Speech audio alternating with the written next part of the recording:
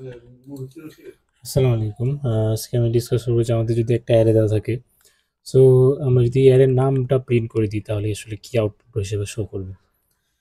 তো এই ধরনের ক্ষেত্রে আসলে আমাদের যেটা হয় সেটা হচ্ছে যে আমাদের এই শুধু অ্যারের নামটাকে যদি আমরা প্রিন্ট করতে চাই তাহলে এটা আসলে আমাদের অ্যারের ফার্স্ট এলিমেন্টের যেই মেমরি লোকেশনটা সেটাকে প্রিন্ট করে দিবে।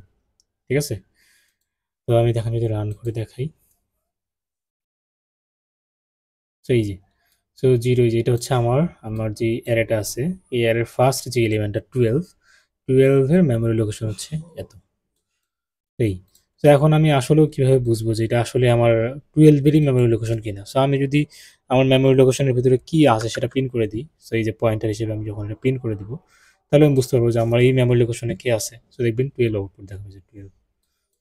তার মানে এটা হচ্ছে আমাদের এমনই যে আমরা যদি কোনো একটা অ্যারে নামকে প্রিন্ট করে দিই, শুধু কোনো ইন্ডেক্স বাদ দিয়ে শুধু নামটাকে অ্যারের নামটাকে প্রিন্ট করে দিই তাহলে সেটা হচ্ছে আমাদের ওই অ্যারের ফার্স্ট এলিমেন্টের মেমরি লোকেশনটাকে প্রিন্ট করে দেয়।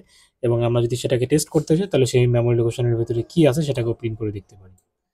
সো এটা হচ্ছে ইন্টারভিউর জন্য মাঝে মাঝে ইম্পর্টেন্ট একটা কোশ্চেন হয়। তো আশা করি সবাই বুঝতে পারছেন। ধন্যবাদ সবাইকে। আসসালামু আলাইকুম।